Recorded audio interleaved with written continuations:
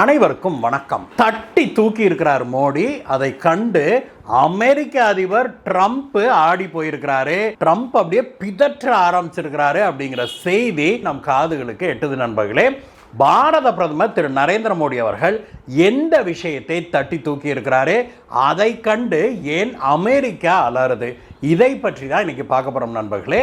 வாங்க.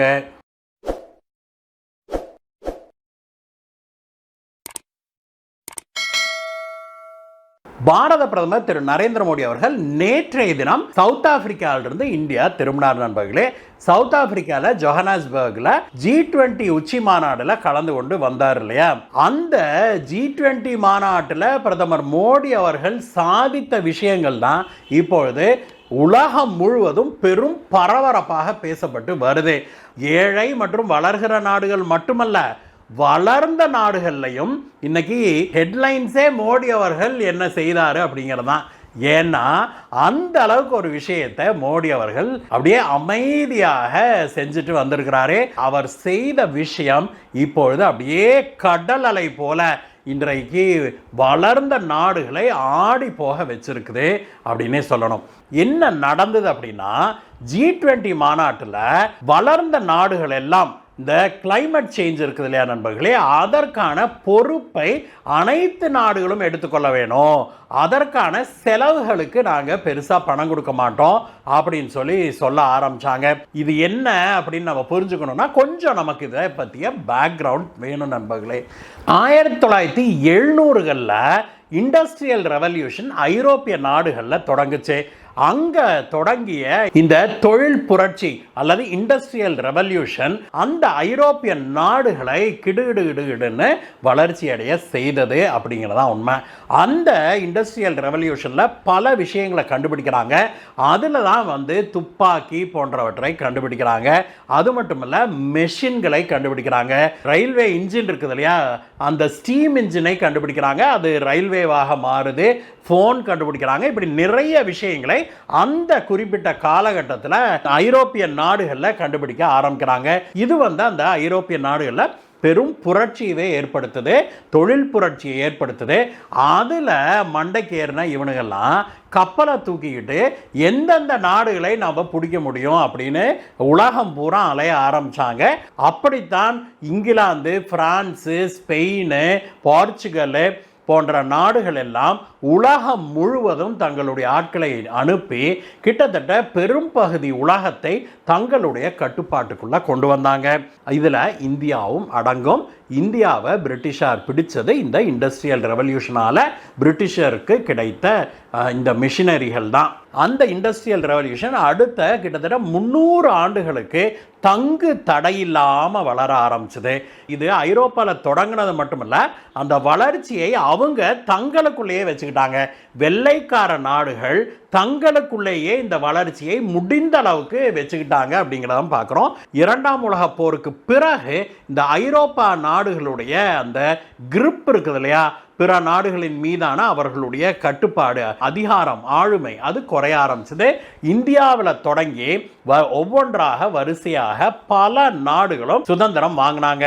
2ஆம் உலக போருக்கு பிறகு ஐரோப்பிய நாடுகளுடைய அரசாங்கங்களிடம் ஒரு மைண்ட் செட்டும் வந்தது. என்னன்னா, நாம் சஃபிஷியண்டாக பணக்காரங்களாயிட்டோம், 2ஆம் உலக போரில் மிகப்பெரிய தாக்குதலுக்கு உள்ளாகி மிகப்பெரிய அழிவை சந்திச்சிருக்கிறோம். இந்த சமயத்தில் நம்மளுடைய வளர்ச்சியை நாம் பார்த்து கொள்ள வேணும். அதற்கு மிக முக்கியமாக நாம் நம்மளையே கன்சாலிடேட் பண்ணிக்கணும் அப்படிங்கிற ஒரு மைண்ட் செட் வருது. இந்த ஏழை நாடுகளெல்லாம் நாம் போய் அங்கே உட்காந்துக்கிட்டு அவங்களுக்கு ரயில் ரோடு போடுறது, இந்த மாதிரி செலவு பண்ணுறதெல்லாம் ஒத்து வராது அப்படின்னு சொல்கிறாங்க. அதே சமயத்தில் எந்தெந்த நாடுகளில் இயற்கை வளம் நிறையாக இருந்ததோ அல்லது இவங்களுக்கு பெனிஃபிட் அதிகம் இருந்ததோ அந்த நாடுகளை இவங்க முடிஞ்ச அளவுக்கு பிடிச்சிக்கிட்டே இருக்கிறானுங்க கையில். இந்த 2ஆம் உலக போர் ஒரு மைண்ட் செட் மாற்றத்தை கொண்டு வந்தது இல்லையா. அதற்கு பிறகு அவங்க தங்களுடைய வசதியை அப்படியே கன்சாலிடேட் பண்ணிக்கிறாங்க. இதே காலகட்டத்தில் இந்த வெள்ளைக்காரங்களாம் போய் அமெரிக்காவில் செட்டில் ஆகி அமெரிக்காவில் இருக்கிறவங்களெல்லாம் கொன்று குவிச்சிட்டு கோடிக்கணக்கானவர்களே அமெரிக்காவில் நேட்டிவ் அமெரிக்கன்ஸை, அமெரிக்காவுடைய பூர்வகுடி மக்கள் இருக்காங்களே அவங்கள கொன்று குவிச்சிட்டு அமெரிக்காவை வெள்ளைக்கார நாடு அப்படின்னு இவங்களே டிக்ளேர் பண்ணிக்கிறாங்க. இன்றைக்கு வரைக்கும் அங்கே அமெரிக்காவில் வளர்கிற பலரும் இது வெள்ளைக்கார நாடு தான் அப்படின்னே நம்புகிறாங்கன்னா பார்த்துக்கோங்களேன், அந்த அளவுக்கு மண்டையை கழுவிட்டாங்க.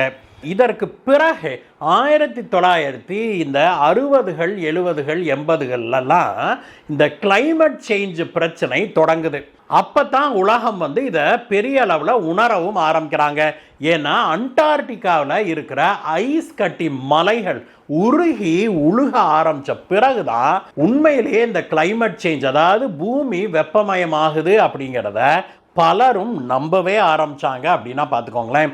இன்றைக்கு 100 ஆண்டுகளுக்கு முன்பு அண்டார்டிகா இருந்ததை விட கிட்டத்தட்ட 24% அதனுடைய பரப்பளவே குறைஞ்சிருச்சு அப்படின்னா பார்த்துக்கோங்களேன். அந்த அளவுக்கு ஐஸ் குறைஞ்சிருச்சு, அந்த அளவுக்கு அங்கே இருக்கிற ஐஸ் கட்டிகள் உருக ஆரம்பிச்சிருச்சு. இதனால என்ன ஆகுது அப்படின்னா, அந்த ஐஸ் கட்டி எல்லாம் உருக அங்கே மட்டுமல்ல, எங்க உருகுது, ஆர்டிக்லையும் தென்துருவம் வடதுருவம் 2 பக்கமே இந்த ஐஸ் எல்லாம் உருக ஆரம்பிக்க கடலுடைய அளவு அதிகமாயிட்டே போகுது. அதாவது கடல் நீருடைய ஹைட் அதிகமாயிட்டே போகுது பூமி முழுவதும். இதனால என்ன ஆகுது, லோ லைங் ஏரியாஸ், அதாவது கடலுடைய முந்தைய அளவை விட சற்று மேலே இருந்த நாடுகள் இடங்கள் இருக்குது இல்லையா. உதாரணத்துக்கு சில நாடுகளே அப்படி இருக்குது. மால்டீவ்ஸ் அப்படி தான் இருக்குது, மொரீஷியஸ் அப்படி தான் இருக்குது, பஹாமாஸ் எல்லாம் எடுத்திங்கன்னா அப்படி தான் இருக்குது. இந்தியாவிலேயே அந்தமானை ஒட்டிய சில தீவுகள் எல்லாம் இப்படியே போச்சுன்னா இன்னும் கொஞ்சம் நாளில் முழுகிடும் அப்படிங்கிறாங்க. அந்த அளவுக்கு ஐஸ் உருக கடல் நீர் மட்டத்துடைய அளவு ஏறிக்கிட்டே போகுது அப்படிங்கிற பார்க்குறோம். இதை வந்து இந்த வளர்ந்த நாடுகள்லாம் வந்து முதல்ல உணர ஆரம்பிக்கிறாங்க. எப்போ 60 70 80களில் இது பயங்கரமான ஒரு விஷயமாக பார்க்கப்பட ஆரம்பிக்குது வளர்ந்த நாடுகளில். அதாவது என்றைக்குமே நமக்கு முதல்ல என்ன ஆகணும், வயிறு ஃபுல்லாகிடணும், நம்மளுடைய அடிப்படை தேவைகள் நிறைந்து விட்டால் அதற்கு பிறகுதான் நம்ம லக்ஸுரியை பற்றிலாம் நினைப்போம் இல்லையா. நாமெல்லாம் வளர்கிற நாடுகள், ஏழை நாடுகள்லாம் நம்மளுடைய பசியை போக்குவதற்கும் நமக்கு ஒரு வீடு கட்டுறதுக்கும் ஒரு ட்ரெஸ்ஸு நல்ல துணிமணியை எடுத்து போட்டுக்கிறதுக்குமே நாம் இன்னுமே அலைஞ்சிக்கிட்டு இருக்கிறோம், படாத பாடு பட்டுக்கிட்டு இருக்கிறோங்கிறதுனால நமக்கு அதெல்லாம் எட்டாக்கனியாக இருக்குது. பசியோடு இருக்கிற ஒருத்தர்கிட்ட போய், ஏங்க பூமி வெப்பமயமாகுது, அண்டார்டிகாவில் ஐஸ் கட்டி உருகுது, ஹிமாலயாஸில் ஐஸ் கட்டியெல்லாம் உருகுது, அதனால நம்ம கடல் மட்டம் ஏறுது, அதனால் சில தசாப்தங்கள் போனால் சென்னையே மூழ்கிடும்லாம் சொல்கிறாங்க அப்படின்லாம் பேசினோம்னா அவரால் அதை ஏற்றுக்கொள்ள முடியுமா? ஏங்க ஒரு நேரம் சோத்துக்கு வழி இல்லைங்க, அப்புறம் 30-40 வருஷத்துக்கு அப்புறம் கடல் நீர் மேலே போனால் எனக்கு என்ன, போகலைன்னா எனக்கு என்ன அப்படிங்கிற பேச்சு தானே வரும். அந்த நிலையில தான் இன்றைக்கும் பல வளர்ந்த நாடுகளும் ஏழை நாடுகளும் இருக்கிறாங்க நண்பர்களே. இந்தியாவெல்லாம் கூட எவ்வளோ பரவாயில்ல, பல நாடுகள் இன்னும் பயங்கரமான ஏழ்மையில் இருக்கிற நாடுகள் இருக்கிறாங்க. இதற்கிடையே இந்த வளர்ந்த நாடுகள்லாம் என்ன பண்ணுறாங்க, தங்களுக்கு தான் வசதி இருக்குதுல, தங்களுடைய டெக்னாலஜியை மேம்படுத்துகிறாங்க. உதாரணத்துக்கு ரெஃப்ரிஜரேட்டரில் நம்ம முன்பு பயன்படுத்தின டெக்னாலஜியால் உலகம் வெப்பமயமாகுது அப்படிங்கிறதுக்காக அடுத்ததாக அவங்க டெக்னாலஜியை மாற்றுறாங்க. டெக்னாலஜியே மாத்திரைன்னா உனக்கு வசதி இருக்குது, நீ மாற்றிக்கிற வச்சுக்கோ, எங்களை ஏன் கேட்குற, கரெக்டா? அதே போல் இனிமேலாம் வந்து நம்ம விறகடுப்புலாம் யூஸ் பண்ணக்கூடாது, விறகடுப்புனால பூமி வெப்பமயமாகுது, அதுக்கு பதிலாக நம்ம இந்த கேஸ் இந்த மாதிரி யூஸ் பண்ணோம் அப்படின்னு ஒரு குரூப்பு கிளம்புது. அதே போல் இந்த சிமெண்ட் ஃபேக்ட்ரியில் அங்கே இங்கேயெல்லாம் வந்து நிறைய புகை வருது இல்லையா, அந்த நிறைய எரிக்கிறாங்க இல்லையா, அதில் பூமி வந்து வெப்பமயமாகுது, இதையெல்லாம் நம்ம குறைக்கணும் அப்படின்னு சொல்லி வளர்ந்த நாடுகள் இந்த என்விரான்மெண்ட்டை பற்றி பேச ஆரம்பிக்கிறாங்க. இந்த என்விரான்மெண்ட்டை காப்பாற்றினேன் அப்படின்னு கிளம்புற கேஸுகளெல்லாம் பார்த்தீங்கன்னா வசதியான ஆட்களாக தான் இருக்கும். அந்த ஆட்களுக்கு அடுத்த வேளை சாப்பாட்டுக்கு கஷ்டம் இருக்குதா? இல்லை. அதுகெல்லாம் கும்கான் சாப்பிட்டு நல்லா உட்காந்துக்கிட்டு அதை எப்படி செரிக்கிறதுன்னு தெரியாமல் இப்படி என்விரான்மெண்ட்டை பற்றி பேசுறது, நாயை பற்றி தெருநாயை காப்பாற்றுறேன் அப்படின்னு பேசுறது, இப்படி தான் இருப்பாங்க. நாம் ரோட்டில் நடந்து போகிற ஆட்களாக இருந்தால் வசதி இல்லை, நாம் தினசரி நடந்து தான் ரோட்டில் வீட்டுக்கும் வேலைக்கும் போக வேண்டிய சூழ்நிலை இருக்குது. நம்ம பஸ்ஸிலேருந்து இறங்கணும்னா 1/2 கிலோமீட்டர் 1 கிலோமீட்டரு நடந்து போகணும். போகிற வழியில் இந்த தெருநாய் தொல்லை இருக்குது, அதை துரத்தணும், வாக்கிங் போக முடியல வெளியில், அது பிடிச்சி கடிச்சு வைக்குது அப்படின்னா இந்த மாதிரியான சூழ்நிலையில் இருக்கிற ஆட்கள் யாராவது தெருநாய்க்கு போய் நான் தினம் சோறு போடுவேன்னு வேன் எடுத்துக்கிட்டு குண்டாவாக ஆக்கிக்கிட்டு போய் கொடுக்க முடியுமா?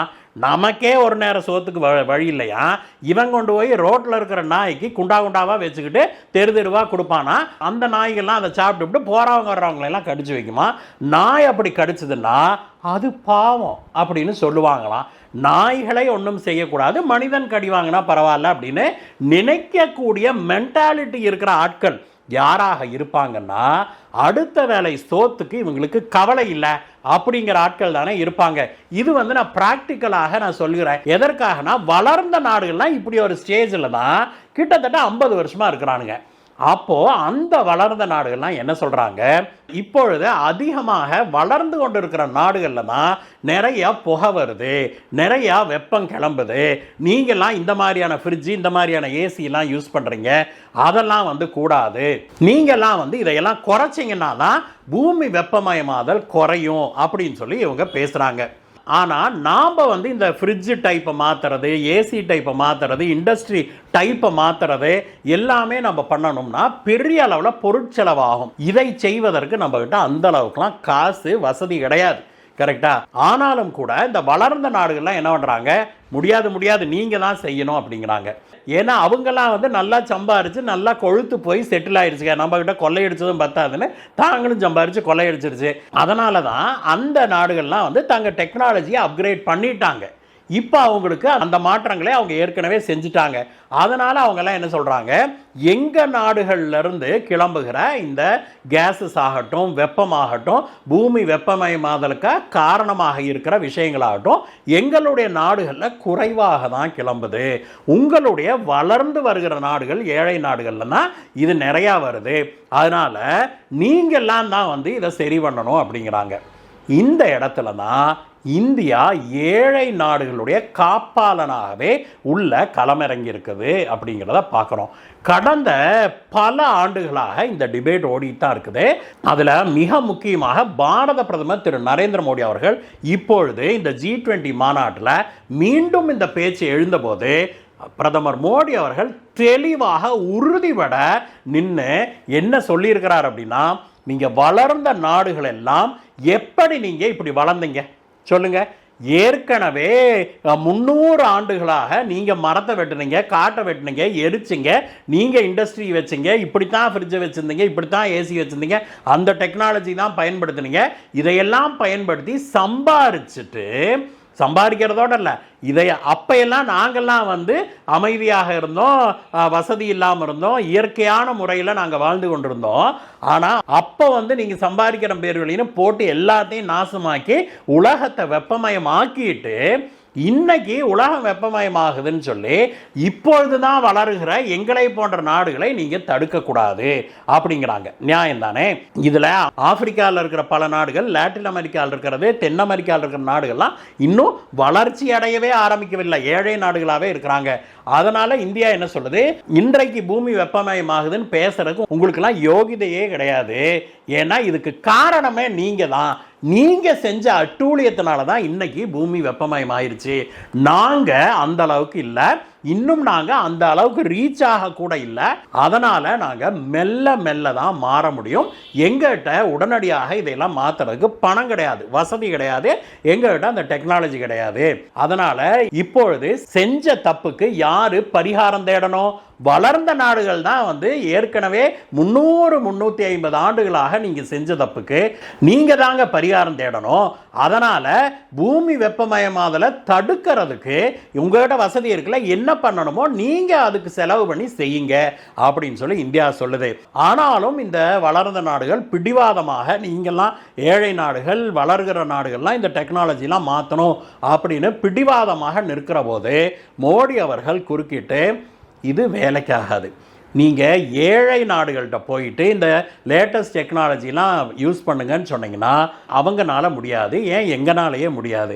அப்போது ஏழை நாடுகள், வளர்கிற நாடுகள்லாம் மாறணும் அப்படின்னா நீங்கள் 300-350 ஆண்டுகளாக இண்டஸ்ட்ரியல் ரெவல்யூஷனுங்கிற பேரில் பூமியை கெடுத்து குடித்தவராகி பூமி சூடானதுக்கு நீங்கள் தானே காரணம்.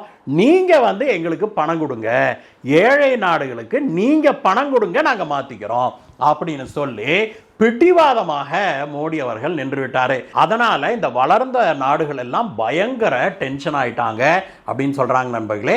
இந்த G20 மாநாட்டில் அமெரிக்கா கலந்து கொள்ளவில்லை அப்படின்னாலுமே கூட அமெரிக்க அதிபர் ட்ரம்ப் அவர் ஆட்சிக்கு வந்த உடனேயே இந்த பேச ஆரம்பிச்சாரு. வளர்ந்த நாடுகள் நாங்க எதுக்கு உங்களுக்கு பணம் கொடுக்கணும், வளர்கிற நாடுகள்ல ஏழை நாடுகள்ல நீங்க தானே வெப்பமயம் பண்றீங்க, நீங்க செலவு பண்ணுங்க அப்படின்னு அவர் மோடி அவர்கள் இப்படி உறுதியாக நின்றதை பார்த்து மோடிக்கு பின்னால் சீனா, பிரேசில், சவுத் ஆப்பிரிக்கா உள்ளிட்ட பல நாடுகளும் அங்க இந்தியாவுக்கு பின்னாடி அணிவகுத்து நிற்கிறத பார்த்து பயங்கர டென்ஷன் ஆகி அங்க அவர் அலற ஆரம்பிச்சிருக்கிறான்னு சொல்றாங்க.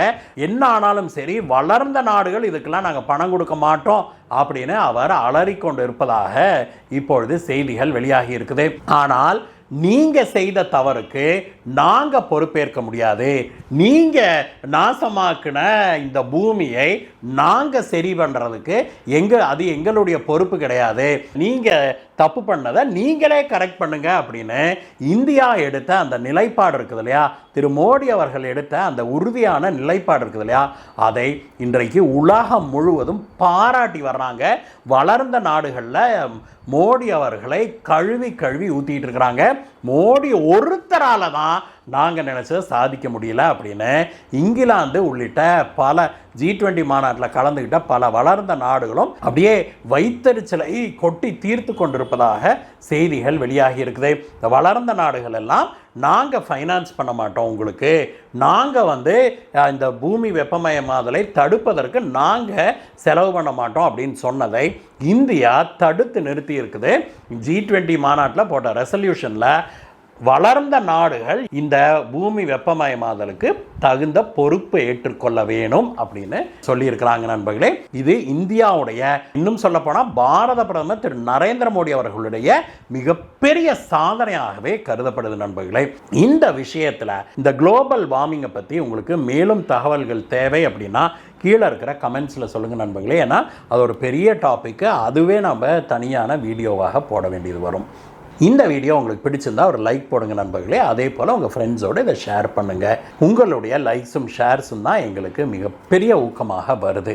இந்த வீடியோவை பற்றிய கருத்துக்களை கீழே மறக்காமல் கமெண்ட்ஸில் சொல்லுங்கள். மீண்டும் உங்களை வேற ஒரு வீடியோ சந்திக்கிறேன் கைஸ். Bye bye.